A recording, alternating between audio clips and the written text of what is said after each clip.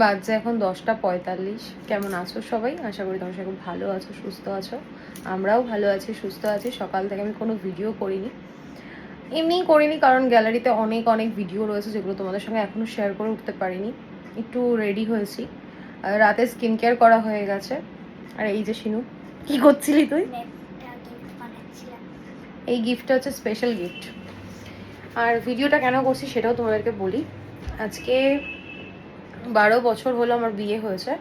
আমার শ্বশুর শাশুড়ির অ্যানিভার্সারি আমি কোনোদিন সেরকমভাবে সেলিব্রেট করিনি। আর আমার শাশুড়ির বার্থডেও আমি জানি না, আর শ্বশুরেরটাও জানি না। এক্স্যাক্ট কোনটা ডেট সেটা আমি জানি না, সেই জন্য সেলিব্রেট করা হয় না। আমার মারটা করা হয়। তো আমি ঠিকই করেছিলাম যে কিছু একটা সেলিব্রেট করব, যেটা ওদের দুজনেরই হয়ে যাবে একসাথে।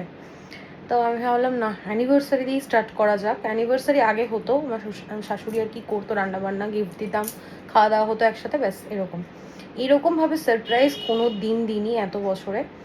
আজকে আমরা সবাই মিলে যাব 12টার সময়, 11:30টার ঘর থেকে বেরোবো, মার কাছে যাব, তারপর ওখান থেকে একসাথে সবাই যাবো। আমার শাশুড়ি কিন্তু জানে না।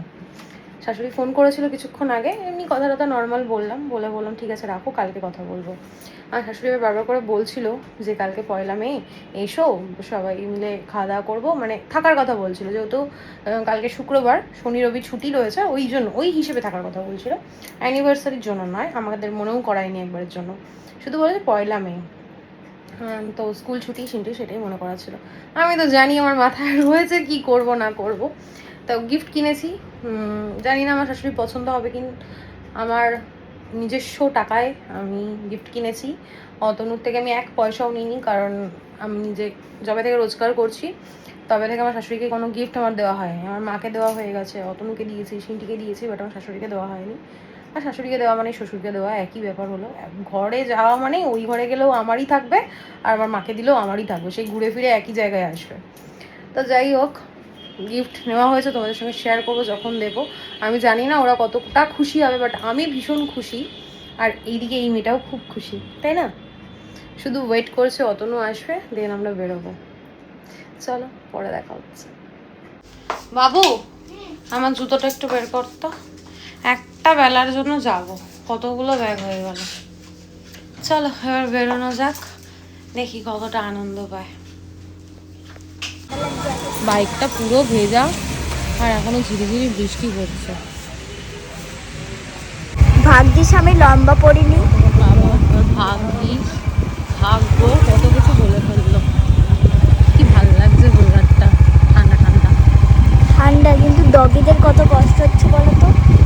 হ্যাঁ, সে তো হবেই। না, ওরাও ঠিক আশ্রয় পেয়ে যাচ্ছে। এরকম গাছগুলো কি ভালো লাগে। হ্যাঁ, এই দেখো মাছটা কেমন লাগছে মা বলো? First time.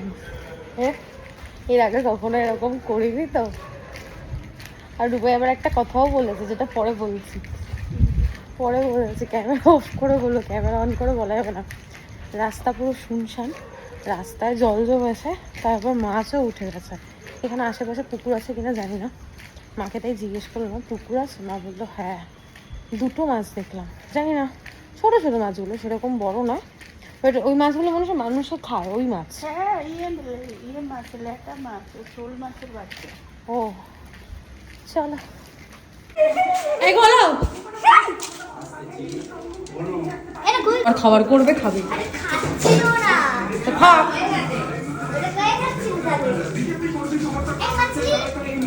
হ্যাপি অ্যানিভার্সারি এখনো হয়নি। দেবজিৎ কি সুন্দর লিখে নিয়ে এসছে, ঠাকুমা আর দাদু। না অ্যানিভার্সারি কিছু এনেছে, না স্পার্কেল এনেছে।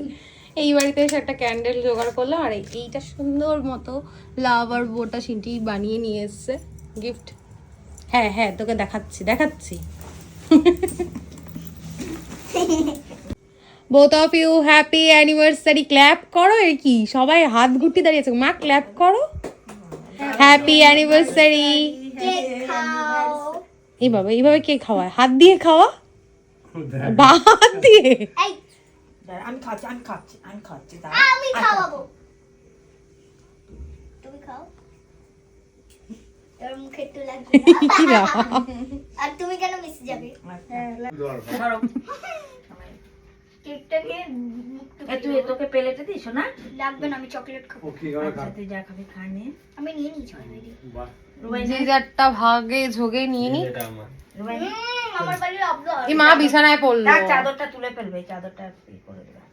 চলো হ্যাপি অ্যানিভার্সারি। Thank you. খুলে দেখো, খোলো গিফট খুলে দেখো। আমি তো মশলার কোটা না? এইটা দেখতেও সুন্দর হয়েছে। আমি বললাম না খুব সুন্দর এসেছে। কতদিন ঠিক রাখবে? এই কেন তোমাদের ওইটা আনছিলাম এখনো আমার ইয়াতে, তুমি সেদিন পাল্টায় দিয়ে গেছো। যা অবস্থা ছিল ওই জন্যই পাল্টা দিয়ে গেছে। ইমা কেক নিচ্ছে আর খাচ্ছে কি? না তোমাকে করতে বলে। Thank you. হলো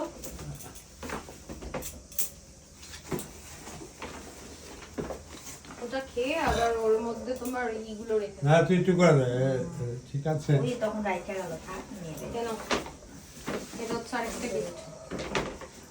এটা খুলে দেখো। কন্টেনার গুলো খুব ভালো অবস্থা, যেন কন্টেনার দিচ্ছে। এই যে কন্টেনার গুলো খোলা, একটা মনে হয় খোলা আছে, আমি খুলে দেখেছি। এটা খোলা আছে।